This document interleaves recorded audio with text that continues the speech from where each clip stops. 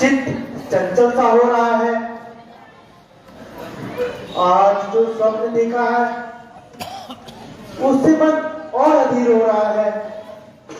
मन का संतोष धूल में मिल गया है। हृदय को बिल्कुल पागल बना दिया है।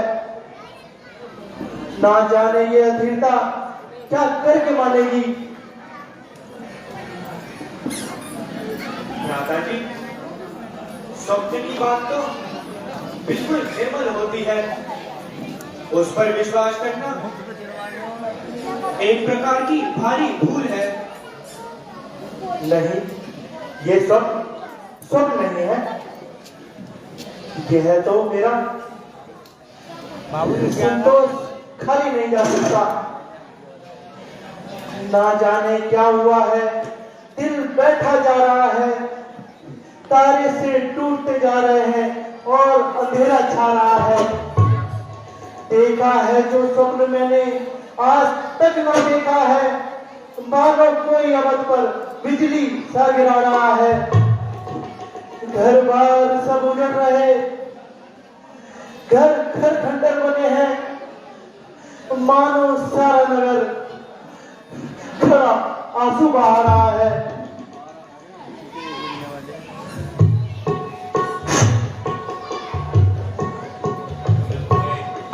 बेटा भरत, अयोध्या से एक दूत आया है जो गुरु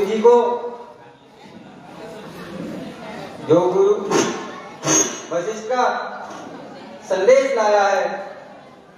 संदेश? वो भी गुरु वशिष्ठ जी का? पिताजी का क्यों नहीं? मैं पहले ही कहता था कोई नया समाचार आने वाला है। अच्छा मामा जी, वह दूत कहाँ है? मैं उससे मिलना चाहता हूँ।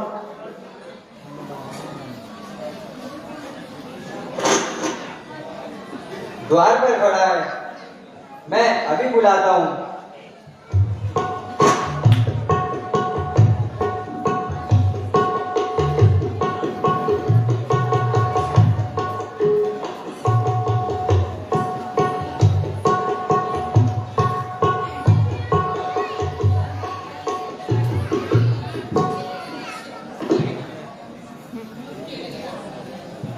आज्ञानुसार सेवक उपस्थित है। खुशल तो है। किसी बात की संदेश लाए हो?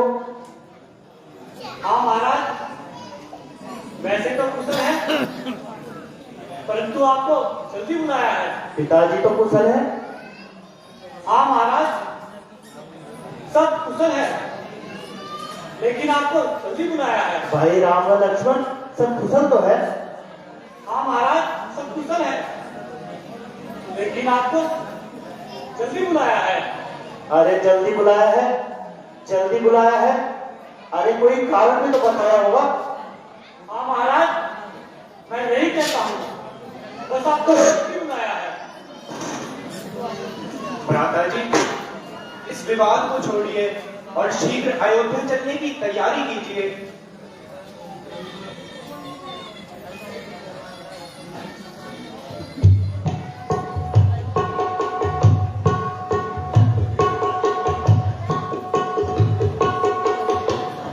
नाना जी,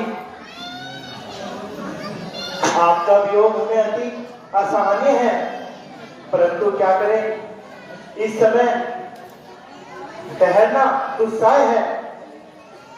इसलिए हमारा परिणाम लीजिए और जाने की आज्ञा दीजिए।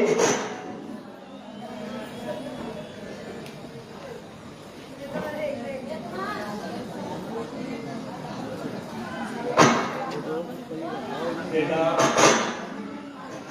कभी एक क्षण के लिए धूप को नहीं हो सकता, रोक भी नहीं सकता। जाते ही कुशलता का दे देना, इच्छा ना करना। अवश्य नाना जी।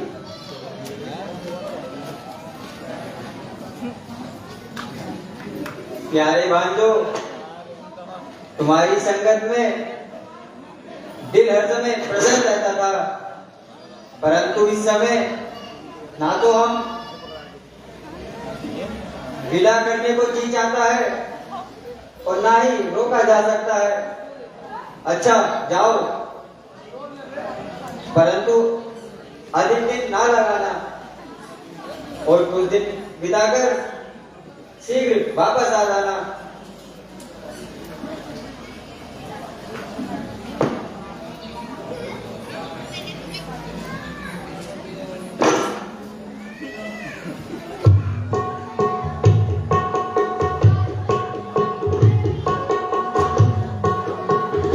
बड़ी विचित्र है।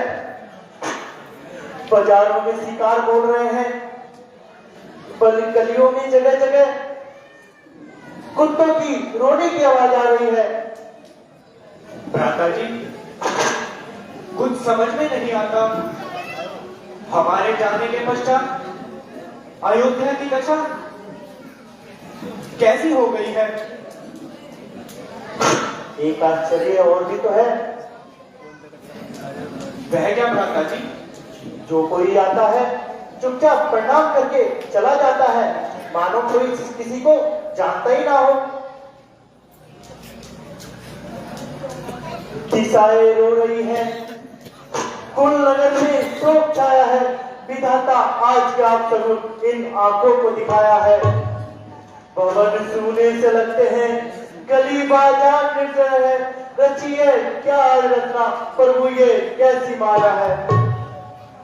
जहां आनंद का घर था वहां शोक का वास है। माना जाने इस बाजार में क्या पलटा सा खाया है।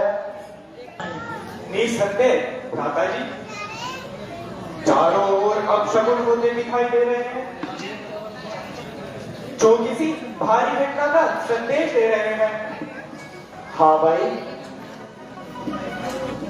कुलनगर में समस्त व्यवहार उल्टे से दिखाई पड़ रहे हैं, मानो चारों ओर अंगारे झड़ रहे हैं।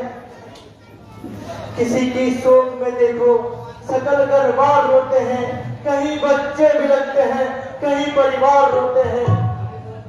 हो रहा है शोक का संचार अयोध्या की नगरी में, निसारा सा रही है कुल अयोध्या की नगरी में। चलो भ्राता जी, महल में चलकर इसका कुछ कारण पूछते हैं। यहाँ कोई नहीं बताएगा।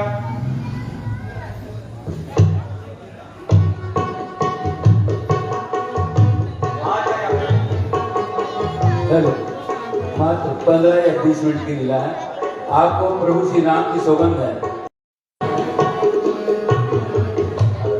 अरे राम,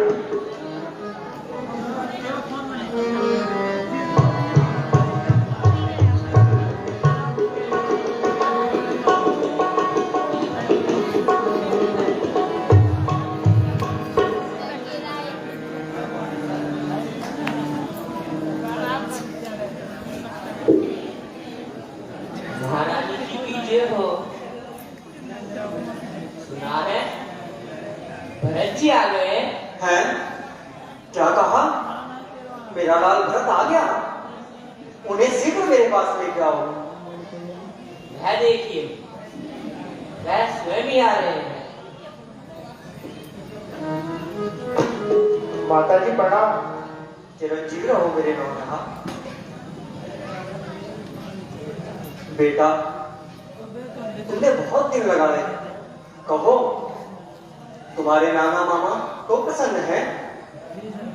हाँ माता जी, वह सब प्रकार से कुशल है, परंतु पूजनीय पिताजी के दर्शन नहीं हुए। बेटा, पहले थोड़ा विश्राम कर लो, जलपान ले लो, धीरे धीरे सब मालूम हो जाएगा।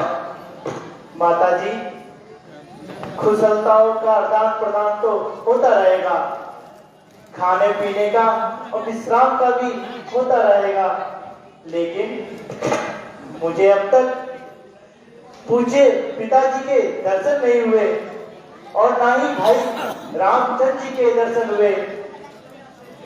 उनसे भेंट भी नहीं हो पाई। मैं कहती हूँ धीरे धीरे सब मालूम हो जाएगा। बेटा इतनी जल्दी भी क्या है? नहीं, जब तक मैं उनके दर्शन नहीं कर लूंगा मुझे चैन ना आएगा। बेटा तुम तो नाना मामा के वहां जाकर बेसब्रे हो गए हो, तुम्हें इतनी जल्दी क्या? हाँ, सब कुछ ठीक कर लिया। क्या क्या ठीक है? क्या ठीक कर दिया? जल्दी बताओ। पिताजी और भाई राम लक्ष्मण कहाँ हैं? बेटा मंत्रालय ने मुझे बड़े अवसर पर सावधान किया, नहीं तो सारा काम बिगड़ जाता। अब लेके अतिरिक्त और कुछ काम ना आता। आज आप कैसी रहस्य में बातें कर रही हो माताजी? माताजी पहले जो कुछ पूछ रहा हूं उसका उत्तर ही दीजिए। बेटा मैंने तुम्हारे लिए सब काम बना दिए, परंतु खेद है अरे पिताजी स्वर्ग सिधार गए।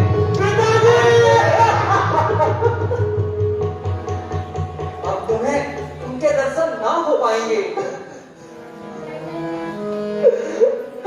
धैर्य धरो बेटा, धैर्य धरो। पिताजी स्वर्ग सिधार गया? या परमात्मा,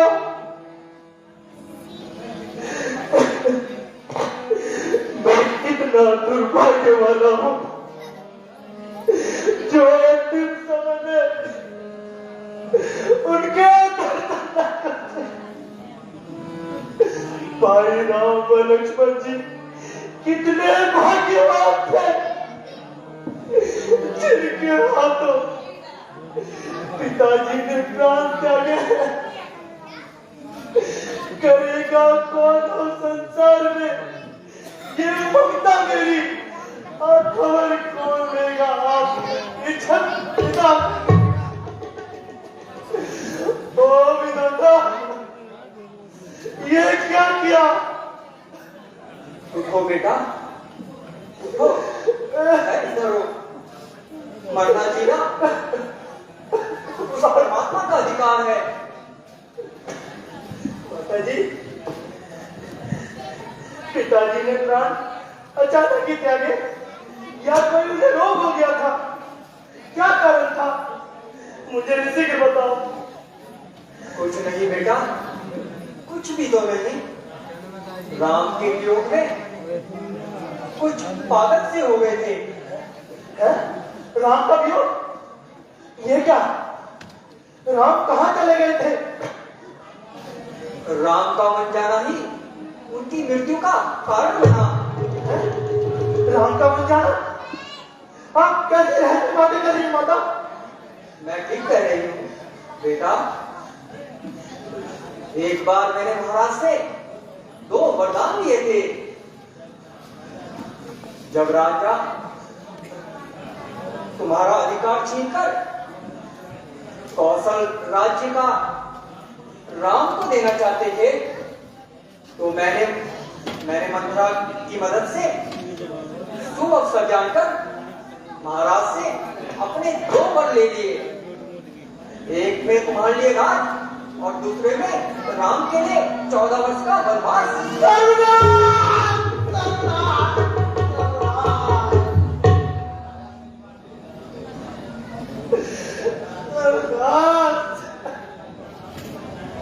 तो क्या राम के बन जाने के समय किसी ने भी उनका साथ नहीं दिया और वह अकेले ही चले गए? नहीं, लक्ष्मण वे जानकी भी उनके साथ गए। उनके जाते ही महाराज स्वर्ग सिधार गए। वाह माता जी वाह, ये तो बड़ा ही सुंदर कार्य किया। धन्य हो आप। तो सुनना चाहती थी। अच्छा, महाराज की मृत्यु का शोक बुलाओ और निश्चित हो राज करो। बस बस, मुंह में अंधी होने वाली माता, तूने मुझे कहीं गाना छोड़ा। आज तूने मेरे भाग्य पर वज्रघात किया। पापिन, मैं तेरे होते राजे को रगड़ाने से काट नहीं दूंगा।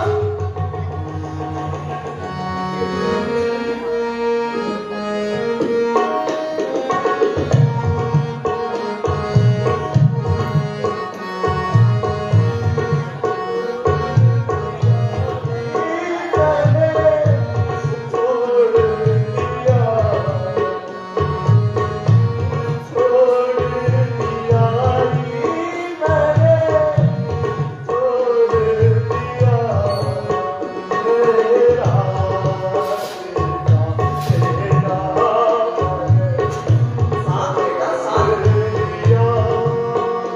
साथ बेटा क्या हुआ?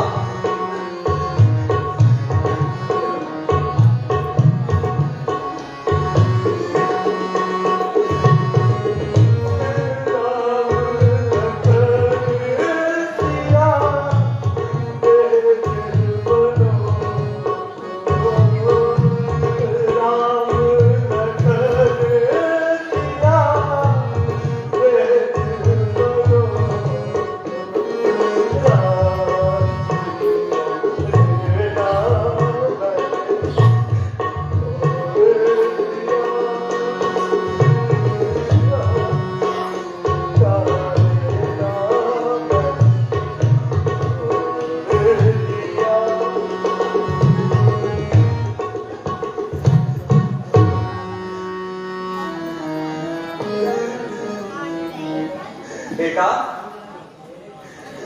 मेरे परिश्रम द्वारा प्राप्त किए हुए राज्य का ऐसा आदर करेगा। राज्य, जिस राज्य ने तुझे को महंगा किया, जिस माया ने तेरी आंखों में पट्टी बांधी, जिस मोह ने तुझे पागल कर दिया, क्या मैं उसी फोन पढ़कर तेरी तरह अपने कर्तव्य को भूल जाऊं? मुझे तो राज्य तेरा पापिन विष के बराबर है। जिसे तू राज्य कहती है वो पत्थर और कंकड़ है। बेटा, क्या मेरी भलाई का ये बदला दे रहा है? मैंने जो किया तेरे भले के लिए किया। भलाई? इस अन्याय में तू भलाई कहती है? इस महान पाप को तू मेरा भला कहती है? भला करना था तो यूं किया होता भला तेरा। लिया था जन्म जब मैंने दवा दे दी गला मेरा। मेरा का तीर तूने किया था पार है मेरे, लगाया घाव पर मेरे गरम अंगार।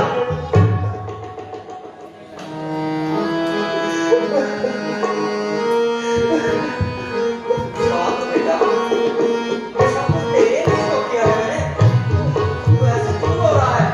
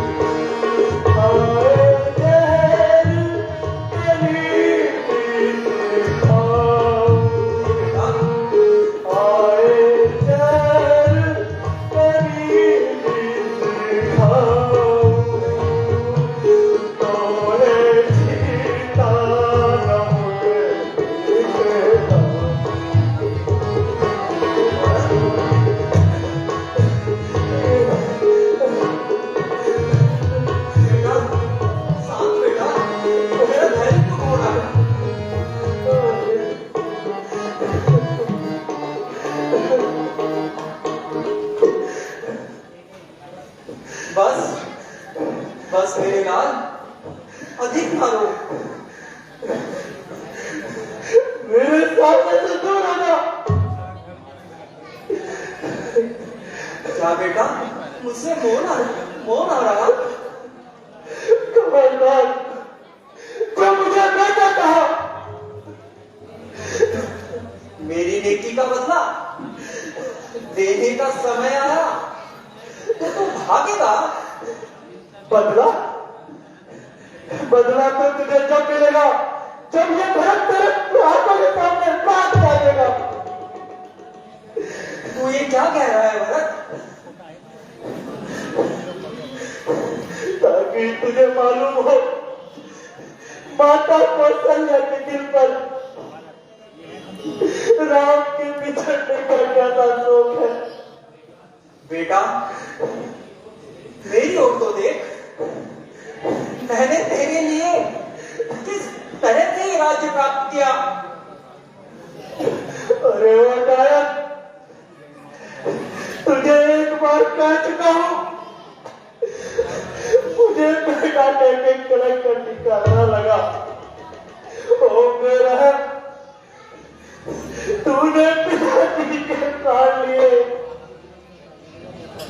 रामचंद्र जी से ऐसा कौन सा अपराध हुआ था जो उन्हें बनवास दिलवाया?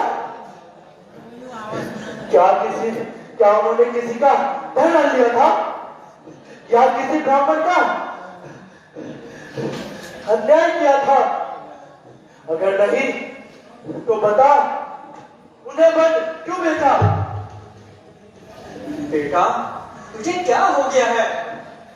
तुम समझते क्यों नहीं?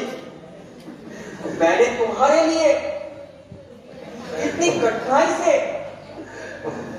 वरदान प्राप्त किया। वरदान? ऐसा वरदान मांगते हुए तेरी जुबान कल खुल गई, तेरे जुबान पे कीड़े नहीं पड़े। लगी अग्नि भी ममता की जाति में तेरे यूं ही चलती रही। अपनी ही आवाज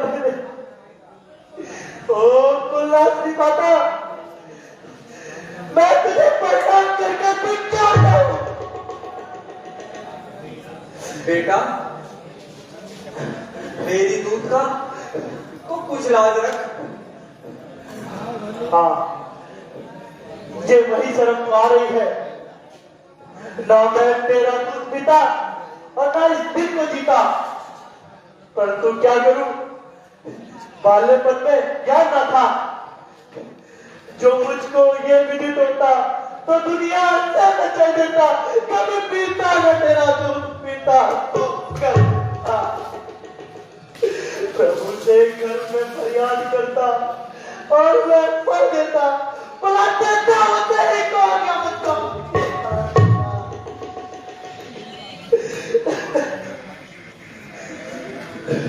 ना पैदा यहाँ होता, ना ऐसी दुर्दशा होती, पशु योनि थी अच्छी पड़ना माता करती।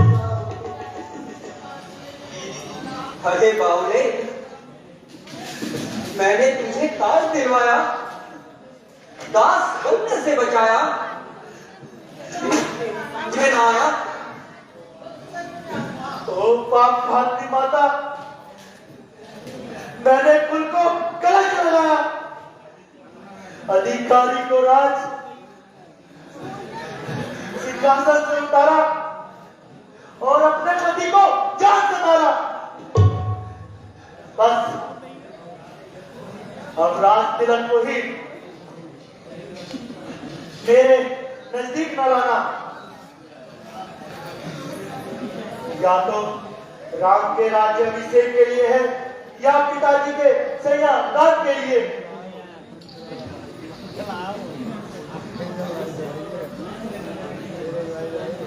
भविष्य के, वर्तमान के राजा, आजा आजा बेटा, आजा, राजनीति के मार्ग में आजा। मेरी राजनीति यही है कि मैं राम को यहाँ लाऊं मंदिर पर बिठाकर तेरी आशाओं पे दूर मिला दूं।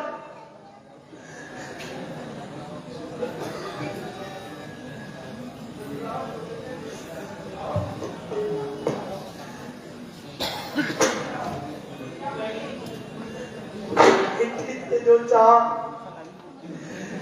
वो कभी नहीं होगा। ये गलती राम की है, राम की गलती नहीं होगा।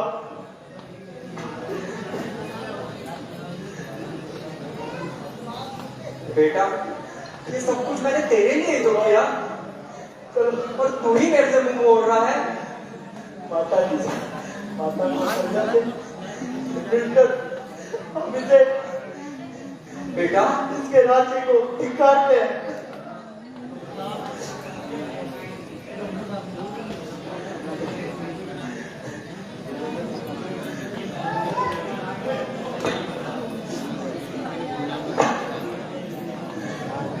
माताजी प्रणाम।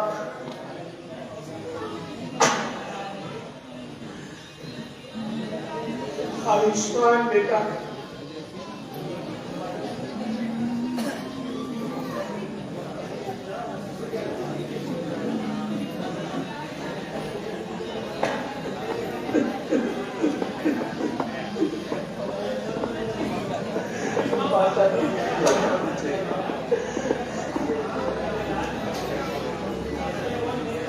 मेरे लाल,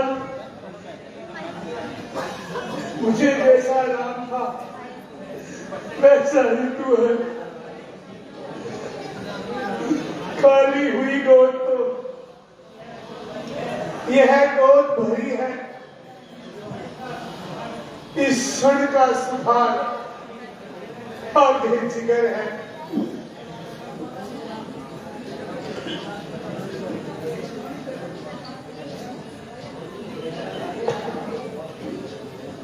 बेटा, धैर्य धारण करो। पहले महाराज का अंतिम संस्कार करना चाहिए। जिस वस्तु की आवश्यकता हो उसे तैयार करना चाहिए। गुरुजी, शौक है आपके यहाँ रहते हुए ऐसे ऐसे अत्याचार होते रहे, परंतु आप न जाने किस निद्रा में सोते रहे। बेटा, जो कुछ कहते हो सत्य कहते हो। तुम्हारी सब चतुराई हाथ में मिल गई। वही बात हुई जो केके की वाणी से निकल गई। अब तो गुरुजी पिताजी के अंतिम संस्कार करके श्री राम जी को वापिस लाने के लिए वनों में जाता हूँ। उनके बिना एक पल नहीं रह सकता। बेटा, अब बीती हुई बातों को भाभी का यार है, भविष्य को पहचानो और राज संभालो। गुरुजी, मैं इस समय जंगल में जाऊंगा।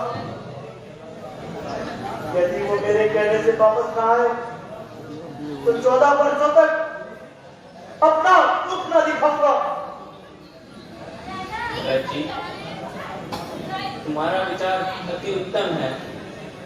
रामचंद्र से बढ़कर आपका कौन मित्र है? परंतु उनका वापस आना कठिन है। अगर वह मानने वाले होते वह मान लेते। मंत्री जी उनके साथ गए थे, परंतु वापस लाने में असफल रहे। इन विचारों को मन से निकालो और 14 वर्षों तक प्रजा को संभालो। यदि आप भी उनके साथ वन को जाएंगे तो अयोध्या की क्या दशा होगी?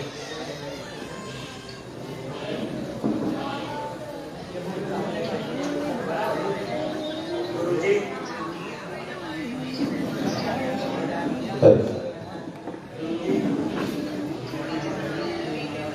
यदि भैया के विषय में आपका यही विचार है तो समझ लीजिए भरत को भी 14 वर्ष का वनवास है। यद्यपि मैंने माता कौशल्या का दूध नहीं पिया, परंतु जन्म तो इसी घर में लिया है। प्राणों पर खेल जाना मेरे लिए साधारण बात है, परंतु राजगद्दी पर पैर रखना मेरे लिए धिक्कार है। आप बातों में समय ना गवाइए और शीघ्र ही मुझे बच जाने की आज्ञा दीजिए।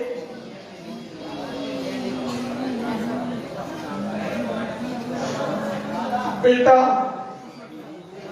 यदि तुम्हारी यही इच्छा है तो चलो, हम भी तुम्हारे साथ जाएंगे और एक बार में प्यारे राम का मुखड़ा देखा रहेंगे। दीदी दीदी मुझे क्षमा कर दो। कर दो दीदी, मेरे से बहुत बड़ी भूल हो गई। ये सब विधि का विधान था बहन।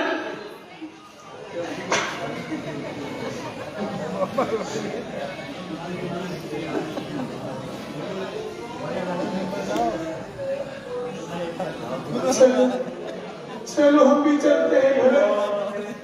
रस्ते से भी जो बता गए कौन से रास्ते को भी जो बताया, राम लखन सिया होके कहा गए कौन से रास्ते को भी जो बताया, गए कौन से रास्ते को भी जो बताया, राम लखन सिया होके कहा गए कौन।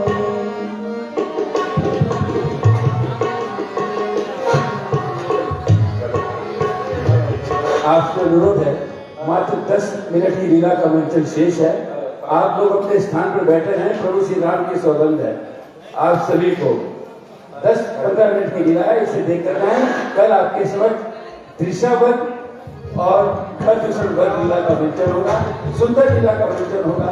समय पर पहुंचे और दृश्य का आनंद लें।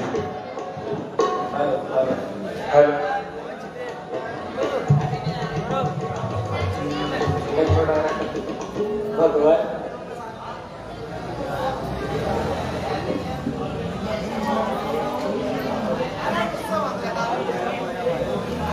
स्वामी सबने एक मोहि आवा, कहू दुखित बहु कुछ सुखी पावा, सहित समाज भरत सब आए, नाथ वियोग ताप तन पाए, सकल मलिन मैं दीन दुखारी, देखी सास सकल पुर नारी। भ्राता जी, भरत और शत्रुघ्न बड़ी सेना लेकर आ रहे हैं।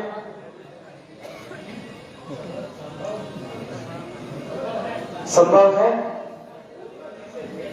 कूटनीति से भेद छिपाया है और काट में छुरी दबा कर लाया है। भाई लक्ष्मण, भरत पर दोष लगाना ठीक नहीं। वास्तव में उसके मनोभाव जान लेने से पूर्व कलंकित ठहराना उचित नहीं। माताजी, यही उसका मनोभाव है। साथ साथ सेना का प्रबंध है। मने में कुटिलता नहीं तो यहां सेना का क्या काम? आखिर भरत किसका पुत्र है? उसी केकई के सिखाने पर आपको अकेला समझकर यहां चढ़ाई कर दी।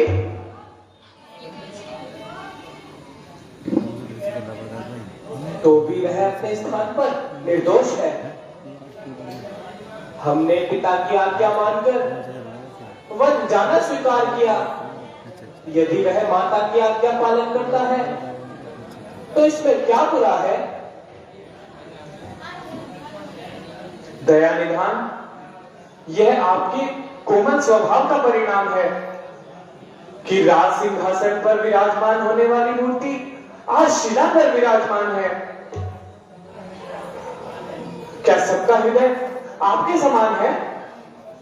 अवश्य उसे अखंडक राज करने की धुन यहां लेकर आई है, परंतु चिंता नहीं, यहां आने दो बस। आज जीता ना छोड़ूंगा, मेरने की भांति सापिन के बच्चे को झंझोड़ूंगा। भरा है द्वेष जिस सिर में, कसम है आज उसे तोड़ूंगा। मारूंगा नहीं उसे, परंतु तलवार की मुठ से फोड़ूंगा। बड़ा बगुला भगत है, भोला भी भयंकर भी, पर बचेगा ना आज, चाहे बचा ले आकर शंकर भी। शांत लक्ष्मण, शांत। किंचित इस पर भी विचार करो। मुझे क्षमा कीजिए भ्राता जी, आपके सम्मुख बोलता हूं, परंतु क्या करूं? रघुवंश का अंश, भाई का सेवक, हाथ में धनुष्मान और ऊपर से भरत का दोष। इसमें एक भी ऐसा नहीं जो मुझे शांत रहने दे। लो देखो, वह बेचारा अकेला ही भागा आ रहा है।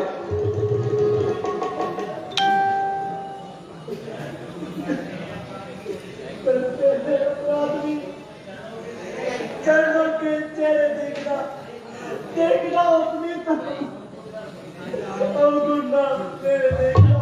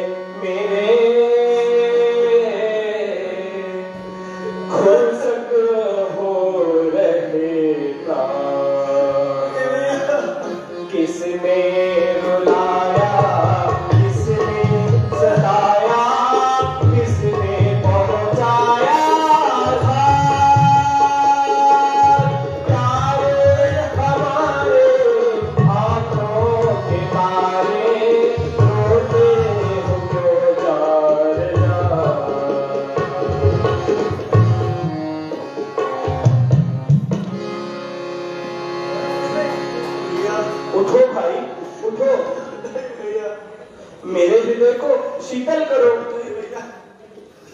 मेरे होते हुए तुम्हें कोई कष्ट पहुंचाए तो मेरे जीवन पर धिक्कार है। उठो भरत, तुम्हें मेरी सौगंध। उठो, अन्यथा मैं पागल हो जाऊंगा। किस मुंह से उठो? परमात्मा, तूने मुझे कब से कर दिया, परंतु के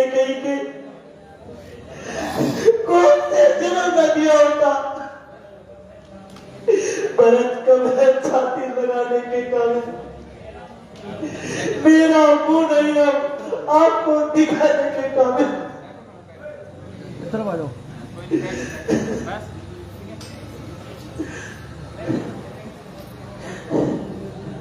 दुखी इस तरह क्यों होते हो? धीरज धरो भाई, पड़ा क्या है कष्ट तुम पर, जरा वर्णन करो भाई। सुनाओ शोक क्या तुमको, भरत किसने सताए हो, दुखी होकर किस वास्ते जंगल में आए हो। प्रभु अवध में चढ़कर प्रजा का कल्याण कीजिए। भावनाओं में मत रहो भाई, कर्तव्य भावना से ऊंचा होता है। राम को सत्य से हरगिज हटा सकता नहीं, राज्य त्रिलोकी का भी मुझको लुभा सकता नहीं।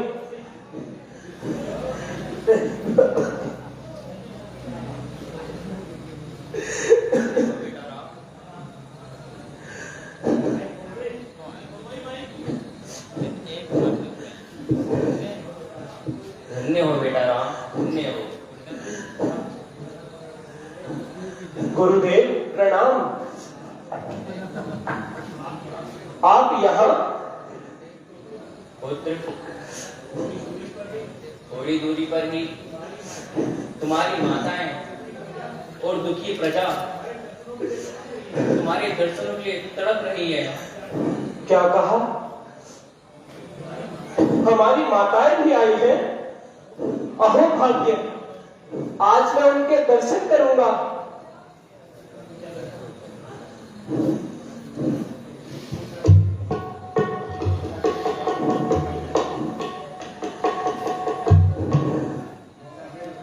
मातेश्वरी प्रणाम।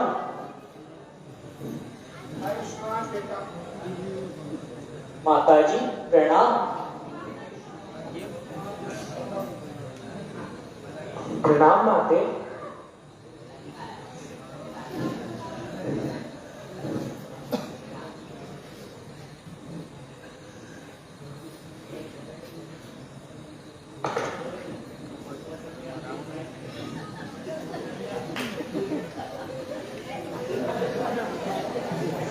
मेरे नाम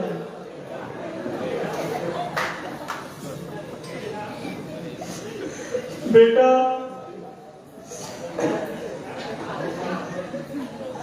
वनवास किस प्रकार करता होगा? माताजी, प्रत्येक मनुष्य अपने कर्मों का फल भोगता है।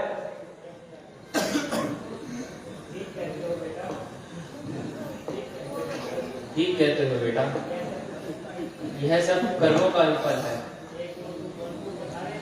एक ओर तुम वन को बल्हारे और दूसरी ओर तुम्हारे पिता स्वर्ग सधारे।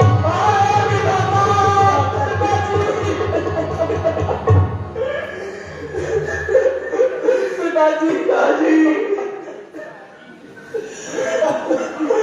पिताजी का स्वर्गवास हो गया। पिताजी, अयोध्या में सहारा हो गई, अनाथ हो गए।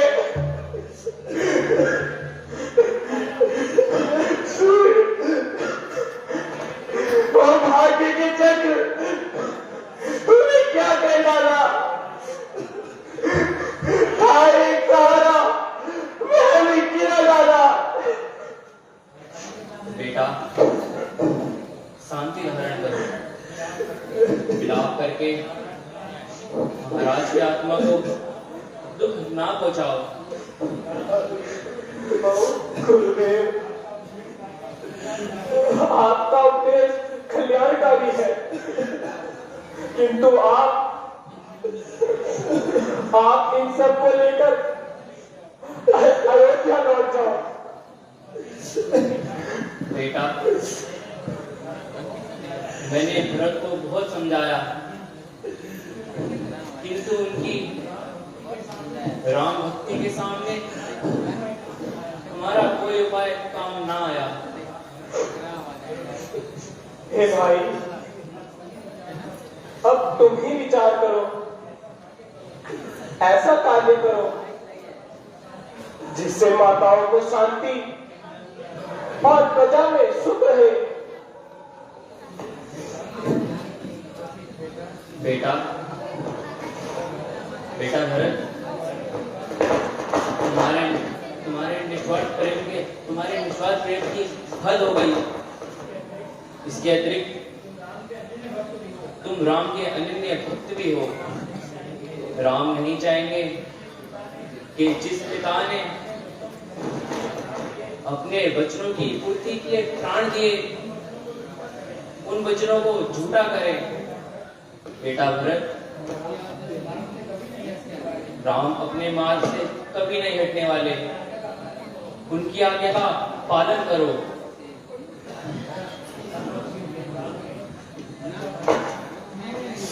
अच्छा परमता जी, यदि आपकी ओर निर्देश क्या है तो मुझे अपने चरणों का खराब दे दीजिए। मैं इनसे अपने अयोध्या का राज सिंहासन चढ़ाऊंगा और स्वयं सन्यासी बनकर जीवन यापन करूंगा। धन्य हो भरत, तुम धन्य हो। तुम दोनों धर्म के साक्षात अवतार हो। लो भाई,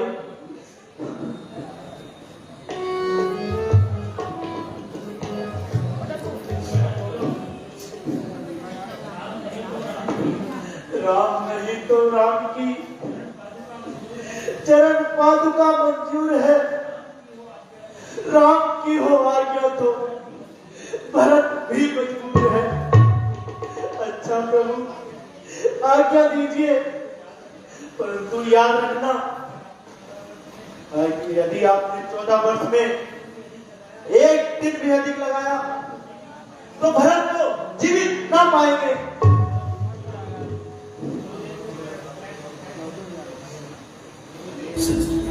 गुरुदेव, आशीर्वाद दीजिए कि राम अपने धर्म पर दृढ़ता से रहे। मेरी है